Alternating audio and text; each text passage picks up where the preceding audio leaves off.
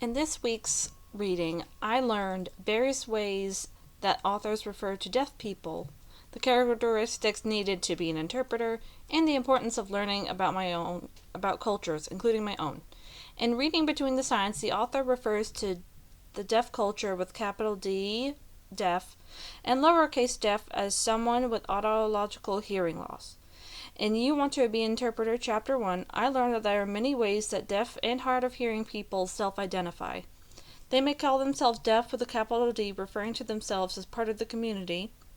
They may use the term deaf with a lowercase d as someone with hearing loss, but chose a spoken language. They may identify as deaf, blind, or hard of hearing, or hearing impaired. The authors often use the term D, deaf, small d, uppercase D to put together various people with those communities, or the term D, B to recognize the deaf, blind community.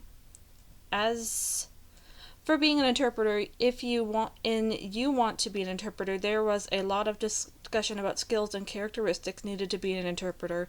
For example, are you comfortable meeting new people? Do I need to multitask?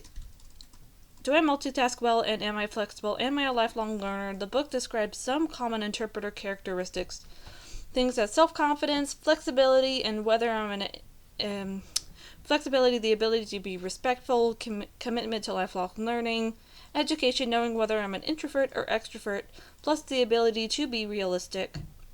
The final parts of the chapter talk about being reflective and always trying to improve, and self-care. There are a couple pages of tips on self-care.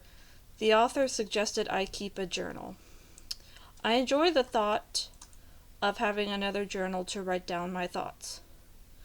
When it comes to culture, in reading Between the Signs Chapter 1, it really struck me that learning about different world cultures could be helpful to open my eyes to ways that other people have of doing things. Also, the author points out that ASL interpreters need to study our hearing American culture so that we are aware of the realities of our own culture, and so that we can see that culture in ourselves.